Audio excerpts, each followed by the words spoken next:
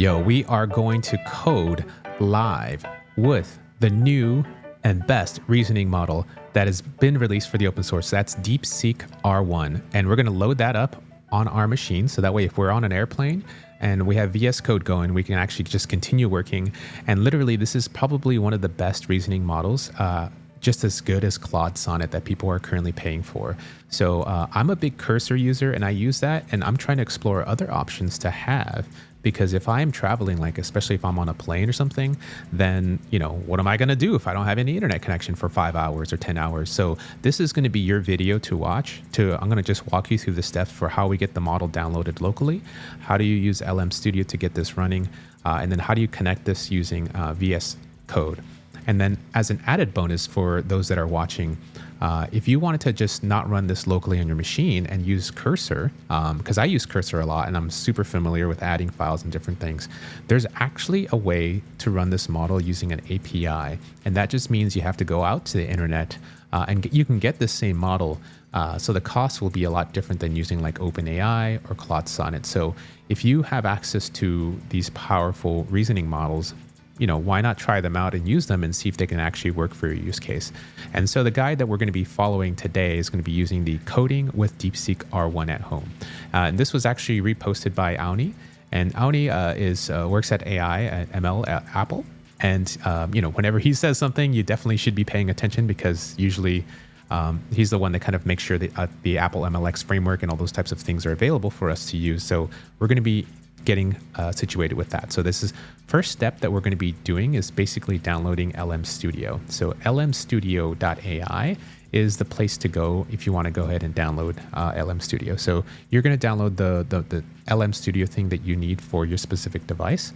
And it's going to show us a little bit of an interface, kind of like we have there. And then the next thing, that once you have LM Studio up and running, what you're going to be presented with, let me just copy this here, is kind of like something like this. You'll have basically a little chat interface. And the way that this works is you can select the model up here at the top and tell it what model you want to load or run.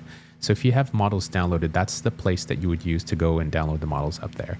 And then this little side here would just be for developers if you're going to be doing some things. And then the models will show you here on this left tab. It shows you which models are loaded. And then this is the Discover tab. So in the Discover tab, what we're going to go ahead and do is just type in DeepSeek R1 14B 4-bit. And so this is going to show us a couple of things. The first one is unsloth. We don't want that one. We actually want this guy here that says DeepSeek R1 Distill Quen for 14B 4-bit. I know it's a mouthful. I will actually have the links and stuff in the description as well as the model names. And also have a blog post on rayfernando.ai if you want to go ahead and follow that. So that's going to be some resources available for you there to check out. So let me make my head a little bit smaller. So what happens here now is the model is 8 gigabytes. So it'll take a little bit to download. And it won't take up that much memory on your machine. So you have 16 gigabytes of RAM. You should be pretty good to basically do this. So you would just download it and you can just say use in chat here at the bottom. And so what it does, you'll see a progress bar up above saying that it's actually loading this up in memory. And then down below towards the very bottom, it'll say how much RAM is used. So that's down here at the bottom right corner. It'll say 8 gigabytes of RAM is currently used. And usually as you type in more queries or do different things, that's kind of what you would use. As far as any settings, the context length that we'll probably want to use would probably be, the bigger the context length you set up with, the more RAM it would use. So right now we're just going to try 4096. And if you have more RAM available on your machine, that's where you will actually want to increase that context length to something a lot greater. So you can go to like basically 100,000 or something like that. So right now, let's stick with 4096 just for demonstration purposes. And then I'll also be able to show you, reload to apply changes. Okay. I'll be able to show you like a calculator that I use that actually I made that will help you with this whole process. So just a heads up. So let's just go ahead and see if we can actually send a message like, let me cook, and then tells you the token count at the bottom and hit send. And so we're just testing right now to make sure that the model just currently works as we're intending to. So it's obviously trying to load this memory. And the thing with this R1 models is what they do is they do this reasoning process. So this is the little think token that you see at the top. And within that, that's kind of showing us that, hey, the model is actually working and it's doing some stuff there. So big shout outs to Eric. Thank you for tuning in.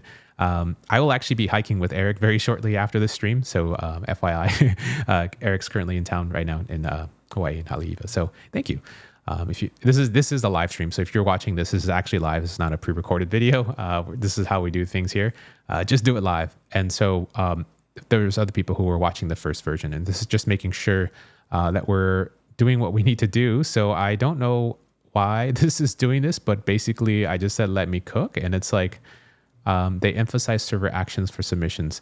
And so one of the things that I have actually in my models are some custom defined instructions. And so those settings are over here in the top right corner. And then this is my configuration. So what I do is basically I have a preset for Next.js development. And this is something that I also have at rayfernando.ai. So basically this is my system prompt for how I want my models to respond. And that's why this is in there. And this is why it's kind of basically giving me code for an app for my structure of whatever I want to do. And this is what I use to prototype. But that's just kind of why you're seeing some of that coming in. So that little lab, that beaker thing is just a heads up. So this is LM Studio. And this is just our way to get started with the models. So Discover is where you get the model again once you've downloaded it and used it. It's the DeepSeek R1 Distill Qwen 14B 4-bit. I know, it's a big mouthful and it's a lot to take in, but that's what it is. So now that we have the model loaded, we're going to go to the developer section. And what we're going to go ahead and do is there's this thing up here that says Start Server. And then we're going to go to the settings. So the settings will just tell us what port it's running on, 1, 2, 3, 4. And then tell us that we want to go ahead and serve. This is just kind of some information here that you want to see. So this is what I have toggled on: verbose logging prompts and responses. And we're just going to go ahead and hit this little toggle here. So this basically tells us that the server is running where my head is at. So I'm going to move it over here. And then what I'm going to go ahead and do is just right above my head, there's this copy, the server is reachable here. So you could just hit click there. And then we also need the model identifier. So that's the one we need as well. So like, let me go ahead and now load up VSCode. So VSCode, if we go to VSCode, Visual Studio Code, in here, if we have like a project loaded up, what we're going to go ahead and do is go to extensions and hit look up continue. So if you look up continue dev, you'll see this actual plugin here. And mine's is already installed because I was trying to do this for our last session before I had to go. Basically what I just did is just hit install. And once you have it installed, you'll get this little indicator here on the very left side of this panel. And this is basically continue. And so in here, you're going to see a little pop up and say set up for local model. You can kind of exit that little area. And then what you'll do is just click this little drop down that comes down. And so you want to go ahead and hit add model. And then in the add model section, what we're going to go ahead and do is it's going to show OpenAI, but we're going to go ahead and scroll down where it says LM Studio. Once you do that, you hit connect. And what that's going to go ahead and do, it says like, oops, something went wrong reading the model identifier. So we hit continue, refresh, and it should basically be able to grab the models that you're currently hosting. So once we go back to LM Studio, it shows that it's running. Here are the settings. This is where it's reachable at. You can actually see that it received a request from LM Studio, or actually from our app saying, hey, what models do you have available? So this developer log is going to show us that, which is really nice. So if we go back to VS Studio, in here, now we should be able to see the model. It says auto-detected Qwen DeepSeek 14B. So now we can just ask it any questions. Who are you? And then hit enter. And so what it's doing now, it's basically using my own computer's resources so that it can actually chat with this model locally. So if I don't have any internet connection, that's basically what it's going to be doing right now. So what's nice about this is now, if we go down here, I should be able to see the request that went through. The reason why I'm able to see this in my settings is because I have verbose logging enabled. And when you do that, you're able to see what the request is. So this is context. Given the following, please reply with short truncated logs or something. And so this is what it's doing. It even tells us the model that it used. So this is great. So this basically means that as of right now, in just that short period of time, we got the model running, right? Isn't that crazy? So we now have this model that's running locally on our machine. And if we wanted to do something, we can basically now tell it to start looking at our code. So for example, I don't really use VS Code. I actually primarily use Cursor. but I downloaded VS Code just so that we can do this demonstration. So one thing I want to do is just hit like this file here and hit right click. And I think I should be able to just select the file or select files as context. And then once you do that, it punches it into DeepSeek here, into the Continue Dev plugin. And then once we do that, I could just say, can you please explain, can you please explain what this route does, and hit enter. And so what it will do is actually use the model locally and actually use, it's like basically like having an API endpoint explain this stuff to you. And so for those who are actually kind of cognizant of saving money and so forth, this could be a good alternative if you just wanted to have a system that's up and running with VS Code, to just ask the model questions and so forth. And the intelligence is supposed to be as good as Claude Sonnet, according to the benchmarks. And so this is still so new. And I thought, why don't I show you how this is supposed to work. I was kind of learning through the other live stream, and now I've kind of redone this so I could just kind of walk you through this a little bit faster. And this is kind of how you would do it. And so you can keep adding files if you hit add context. And so that means you can add more files to this. You can add like a code base. You can add prompt files. So this is a really nice plugin, and it's really good to explore different alternatives. I think it's just good, especially if you're an AI engineer right now or just exploring AI. These are the types of tools that you need to have in your tool belt to know how to use and manipulate. So when a new model gets released now, all you have to do is just go in and find that model. So that's just a FYI. And so once you are trying the new models, you'll be able to understand which models can give you the best performance for your specific coding environment. So not everyone's the same. And that's why some people say that they love Cursor, they love Windsurf, they love Lovable, they love Bolt.new. I mean, there's just everything that you can use out there. It's a lot to keep up with. And I'm just trying to show you exactly what I'm doing right now to get this thing even loaded. So this is my first time really getting to play around with this. I don't really have a lot of in-depth detail, so we're just learning together here. So obviously it tells us about kind of what's happening here. It doesn't tell me a lot about what the file is doing. So the route is a RESTful API, the structure, the security. I just say, can you walk me through the code? You walk me, at file, and then I'm just gonna type in route. Can you walk me through the data flow here, and hit enter? And then, because like usually with these types of files, I try to have it walk through the code or the data flow. And so I think what happened is I don't think it actually grabbed the file for the context. That's probably why. Yes, that's actually what happened here. So here it's actually because we hit the @route or whatever the name of the file is using this @ button. I'm still new to this, by the way, so we're just kind of learning together. Basically, it looks like it's actually kind of walking through the code, which is awesome. And then it basically tells me how I get a timestamp, and then how I make an API call for my route, and then where I'm doing the initial authentication to request validation, as far as external API calling as well in the 2 modes. And then it's database interaction and rate limit headers. So the final response will be a processed data, transcription data, along with rate limit headers and other metadata that's returned as a JSON response. So that's pretty cool. That's kind of how the beginnings of how you would use this. So that should be sort of kind of why this is loading up. So Razul, why don't you use Windsurf? I do use Windsurf. I just, I have a video of just reactivating it very recently. So I'm actually still experimenting with that as well. So I've reactivated it because now I can get unlimited requests. But the 2 models that I can request with are Claude Sonnet and GPT, I think it's 4.0 or GPT-4. So there is a good reason why you want to test with these open source models is because they could give you different results. And it's always just good to be testing these types of things. So that's kind of a heads up. So that's VS Code. And just as a reminder, we just went to this little extension here on the side. You make sure that you have your LM Studio model that's currently running. If you don't see it running, make sure this is running. Take note of the IP address here that's currently running. So that's right above me. And that's where it's going to be serving it. Usually you don't have to modify anything like that. You should just be able to just click the little auto detect here, hit add model, and then make sure you go to the provider that says LM Studio.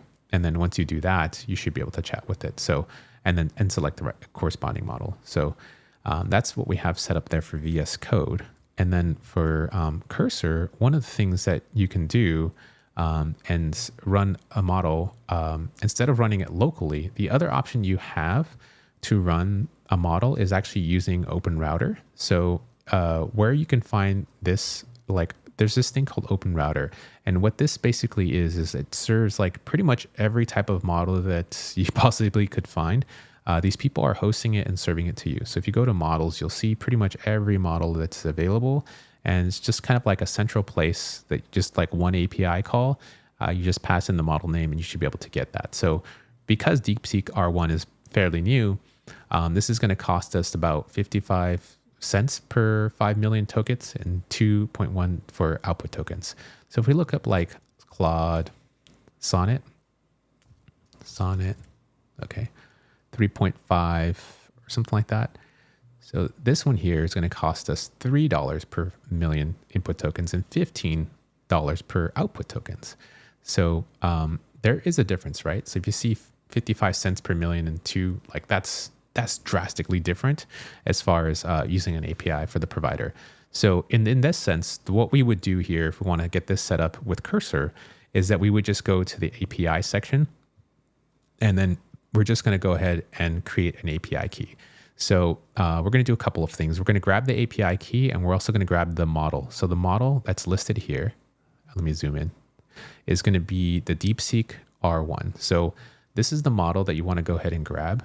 And then when you open up Cursor, if you're using Cursor, we're going to go here and hit add model and just put in that model name.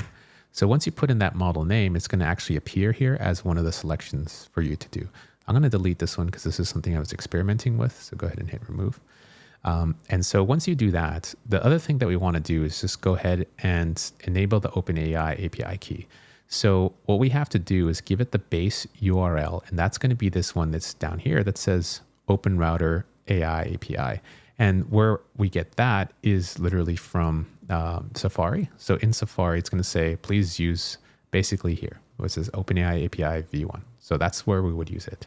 And then what we're going to go ahead and do is then go ahead and hit create API key. So when you hit create API key, it's going to pop up with this secret key. And I don't really want to expose it here, but I want to kind of sort of try to show you. Let me see if I could try something that's really fun. So I have this whole blur thing where I can actually blur my screen.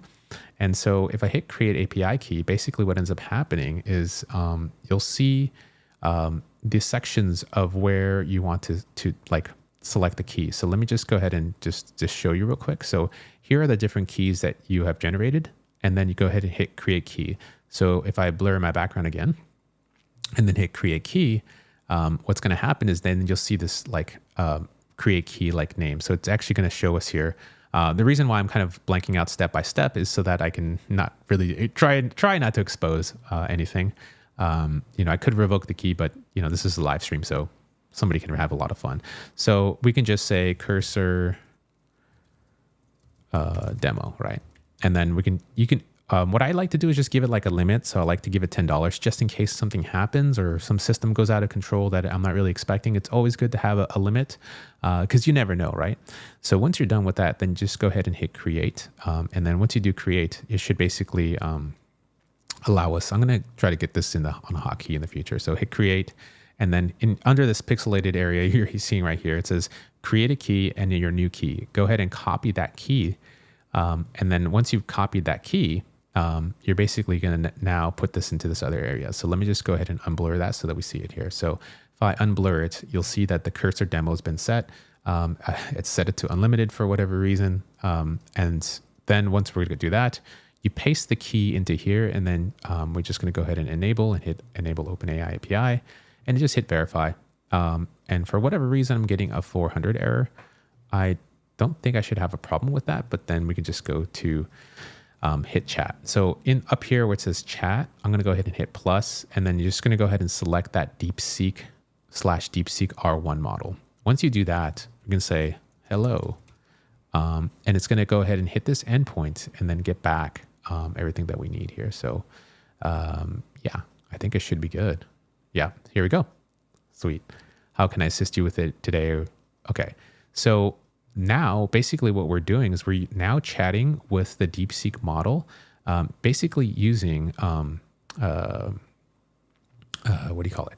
Basically using Cursor. So in Cursor, just kind of, I can say the same thing. So I'm just going to go ahead and go to like explain, walk me through the code.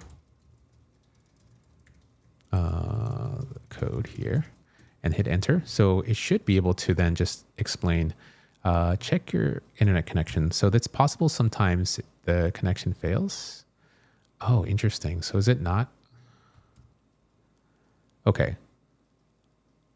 I see. I think what's going on right now is the fact that, yeah. So I don't think it allows like embedding of files through Cursor. I think that's what's going on. Let's see, hit enter. Yes, okay. I think that's what's going on. Dang, okay. So you can only chat with it and not add files. So if I go like this, I'm gonna close this and then put this in here. I'm gonna try to paste this, okay. Let's see.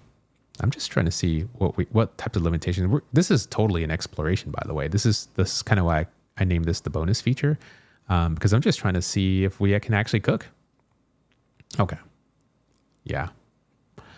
All right. So I think that's what's happening right now. So dang. Okay.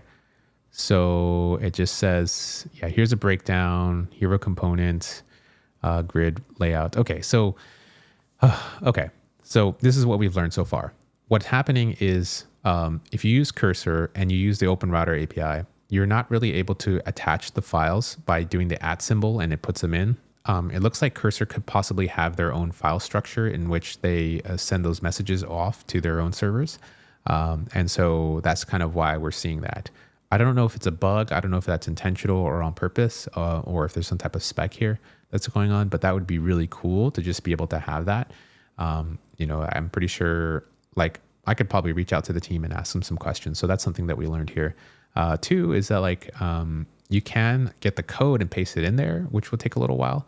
And that's kind of what we saw there. But the copy and paste code by hand kind of sucks. So there are other alternatives like Aider, and there's also another code developer that you can use that is a little bit more interactive, that doesn't require a lot of this hand stuff. There is also another option, and that's called Repo prompt. And so I haven't tried that yet. Mine says it's no longer available, the beta app. Okay. So something is going wrong with my beta test right now with that. But I think once I get that up and running, I'll probably do a different live stream where I show you how I chat with files using Repo prompt. And then just so you know, this Friday, I'm going to have a live stream with Eric, who's the founder of Repo prompt. And he is the one that basically invented this whole thing, and it allows you to chat with your repo and also apply the changes inline. So it's a little bit different than working directly in the IDE. But this is just a couple of options that I wanted to explore with you today. And so basically today, really quickly, we've just been able to use LM Studio. And so with LM Studio, we've been able to, you know, somehow I should be able to get this window up with LM Studio. With LM Studio, basically what we've been able to do is get the model loaded, have a chat with it, and then, you know, basically make sure that the model's running, and then just use VSCode right now to go ahead and use the plugin. So VSCode natively with continue.dev will allow us to kind of chat with the files and do those types of things. And that basically means that we have, you know, this really strong reasoning power with these models, which is awesome, which you normally don't get unless you pay a bunch of money for it. And as you imagine, you can also do an API call here with continue.dev. So that's kind of that there. And then with Cursor right now, the only thing we can do is really chat with it. And then if you wanted to put the code files, you'd have to kind of put them in manually. So I will be finding out some more information for you. But if you do find this helpful, definitely share this tutorial with a friend. This is just a really quick getting started guide. For those who don't know, my name is Ray Fernando. I used to be an engineer at Apple. And so now I'm basically trying to code with AI, learn these new skill sets, and actually launch my own app named Ray Transcribes. And so with this app, I'm just kind of doing some simple thing, which is literally just doing transcriptions because I need them for my live streams. So I wanted something fast and efficient. And so I thought, hey, this would be a really fun use case to do. And I made one that was open source, and that actually took off quite well. So on my GitHub, Ray Fernando 1337, if you go here, you'll actually see my repo. And here I actually have the cursor rules that I use. So if you're looking for the cursor rules, or what I call LLM rules now, this is going to be rules to help you with like understanding if you're integrating with Next.js 14. I also have some rules for Convex if you're using Stripe and integration and so forth. These are like cursor rules that you want to use. This is like sort of some mega prompts I'm experimenting with that you can use in there. I also have one for Swift that I co-wrote with Luzel. And so if you're working with Swift, you can try this or modify it depending on your coding style. If you do model view model stuff, that's kind of what I was aiming for. But not everyone does that. And, you know, everyone has their different ways. But yeah, this subtitle generator, if you want a free transcription thing, you can do that. I also have raytranscribes.com. So here is actually where I'm going to go ahead and update my landing page and my pricing. And basically you should be able to take a 2-hour video and transcribe that pretty much in like 90 seconds. So this is using right now the power of Grok, but I'm also adding some other providers so I can do some word level types of things. But at a very first glance, this is pretty much what we have so far. And so this is kind of what I'm doing for my ventures. And if you're, you know, I welcome everyone's support, and I really appreciate everyone who's been able to tune in. So a big shout outs to Will Johnson for the live stream as well. Deep Mixer, hey, what's up? Thanks for tuning in. Thanks for watching here. It'd be great to know which of the 3 popular editors is best in class. I don't want to pay $60 with Windsurf. Windsurf does have a free tier, and so you could try that out. To be honest, I've been super impressed with Cursor's live streaming, or Cursor's agent ability. So if you haven't tried Cursor yet with the agents, it is damn. It is like damn. Yeah. I do find it like, I think my favorite part, to context, I think we should also always put things in context too. So one of the context that I should also provide, as far as not necessarily a caveat, but I find it really interesting. So I'm trying to learn Next.js, TypeScript, and so forth. And I'm looking for fast ways for my ideas to just go from idea to just code to running a prototype. And so I do find Cursor really good with that, because with TypeScript, you have linting errors. So you'll be able to catch things before they're like actually happening and erroring out in runtime, which is kind of my favorite things. And because of these types of rules, AI agents are really good for that. So one of the things that Cursor currently does is that there's an option to checkmark that say, you know, do you want to iterate on lints, or do you want to, you know, just let the linting errors be okay? So depending on the stage of development you are in and your linting rules, you can actually have it so that it just makes a second pass and the agent will go fix the errors. What I find amazing about that is that the code that's generated then kind of turns into even better code just from a second pass of that agent. So the agent also I find extremely good at kind of trying to reason through your code. So they seem to have additional reasoning capabilities that I've seen just from using Cursor. By the way, I'm like not sponsored or paid by any of these types of folks. This is just me using these things just like I'm showing you now, setting them up on live stream and coding live and actually trying them out to ship my production apps. So this is just me using that. You know, I've tried O1 Pro and I'm going to have a lot more about prompting with that as well, because I've had some really good results using Repo prompts and O1 Pro to help me with refactoring.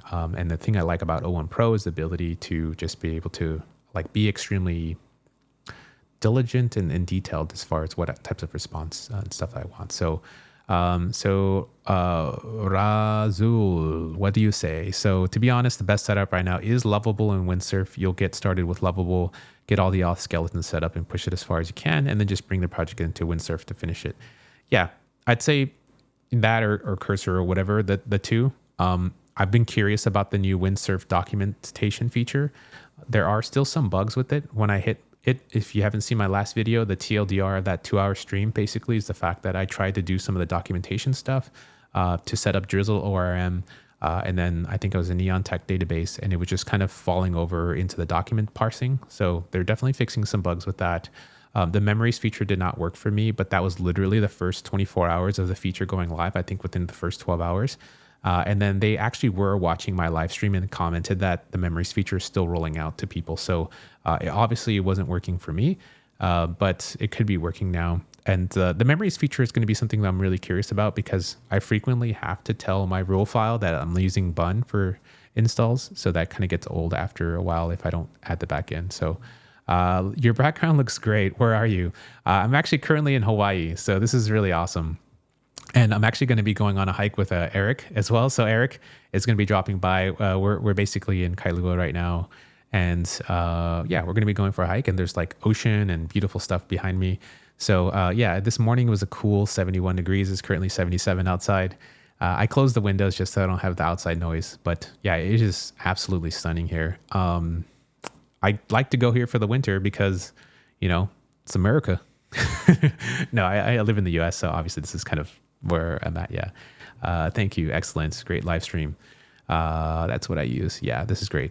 I think this is cool. Awesome. Hawaii is great. Feel freezing here at NYC. I feel for people right now on the East Coast. I didn't realize how cold it was over there, and like the wind chill factor being like negative. My skin would not handle that. I like to be outside in the sun, also doing active sports. So yeah, this has been a really fun live stream. I want to do more of these. My goal this year is to do more live streams with you and to try to help with different topics. So I'm actually have a private Discord right now, and it's currently free, but it's really invite only. I'm trying to get all the rules set up. I'm trying to prevent crypto spammers. I'm trying to keep the vibe super high. So if you've been commenting, just send me a DM and then I'll try to invite you back in or I invite you into to the Discord because I want more people, especially if you've been participating in my live streams or you've been showing up quite a bit, or if you do see this video later on, even if it's not real time, you know, and that's kind of what it is. So I want to kind of give you a heads up on that. So let me just give you a quick peek of the live streams or of the Discord so you get a good sense of kind of what's going on here. So in my Discord and this little community that I'm kind of curating or putting together, I just want to make sure it's like the best vibes as possible. So what we got here is basically my little, I'm still setting up my welcome, my rules and those types of things. I got a little bit of announcements about my live stream and kind of what's going on. I do have some bookmarks. Basically, what I've noticed, especially on X, is that all of my posts don't get seen by my fans and audience. So the Discord is actually going to be the best place to have everything going on. So for those who don't know, Hertzfeld Labs is part of my Let's Cook fam. So Let's Cook fam is something that if you're watching my live stream right now on YouTube, you can actually go and subscribe. It's just like a, hey, I want to support Ray. He's a cool type of guy. And that's kind of what I do. Like I don't get paid by anyone else. I'm not working for anyone else. I'm not sponsored by anyone else. And my goal is to just try to deliver everything as unfiltered as possible. And I don't want to have a bias because, some company's paying me and they're just saying, hey, you have to talk about our product good or just only use our product and not talk about our competitors. As you can imagine, financial incentives do tend to skew people. So that's just a FYI. But yeah, then we have, I have LLM prompts and rules. So I'm going to be adding some stuff in there. I think my favorite part of the Discord is really the GitHub repos. So this is kind of where I put some really fire GitHub repos. And I'm extremely diligent about finding really rare repos and just starring them. And so if you don't follow me on GitHub, this is probably another good place to just pop in, and I can sometimes pop in some comments. So you'll get to see some really good stuff on here. And this is really for me to go back on because sometimes there's some good stuff. I'm like, where was that? And then scrolling through my GitHub stars is just kind of a pain in the butt, but it's just easier to put it on my Discord. And that way, if anyone else posts anything in the community that's really cool, you can actually kind of, I can kind of bubble that back up to you. So that's kind of what I got going on so far. And I have some code sections for my Swift people. So if you're into Swift, trying to get that going as well. There's some really awesome Swift people in here. So we can do that. If you're coding with Next.js, hit me up. I got to get this ball rolling here as well. And I have a little bit of a coding lab, and I'm planning to have more like a coding lab also for the live streams so that you can do some coding together. And so, yeah, my goal is to do more live streams this year and to kind of connect with you on Discord. I feel that's going to be a really great place for us to build a community and kind of build together with AI because the wave is coming. It's already here, and you're not behind. If you're watching this, it just means you're already curious to learn about AI. If you're watching this even a year from now, you're still not behind. I just started with this stuff maybe a year ago, and it was like GPT 3.5 moving into GPT 4, and I was coding a lot with Python. And now I've been coding more with Next.js and TypeScript and learning that. So I feel like this is a really pivotal moment, and you're not behind. And I think you'll have so many unique strengths that you can bring to the table that you can kind of add that perspective. So this is kind of what we're doing right now. there's always these new drops of models and there's always something new going on. And I want to be here to, just show you what I'm thinking and what's going on. So I appreciate that. All the love, retweets, and people who have been able to follow, appreciate that. Also follow any of my friends that are watching here, and I will see you on the next live stream because I got to go and hit up a hike. So if you've watched the first video, this should be the full video here to basically get you from loading the model up to loading it up on VSCode, and then trying the OpenRouter thing as we saw some of the limitations that were happening in Cursor. And then if you want to get up on the Discord, hit me up on X, just send me a direct message. Also, if you sign up for the newsletter, you should be able to do that just through rayfernando.ai. And then just reply back to me on there, just saying, hey, I want to get in on the Discord. And then just let me know what your profile is, because I want to make sure that the right folks are in the Discord. And then I'll probably be opening up more to the more people and so forth. So yeah, hit me up and I'll see y'all soon. Peace out, y'all. Thanks.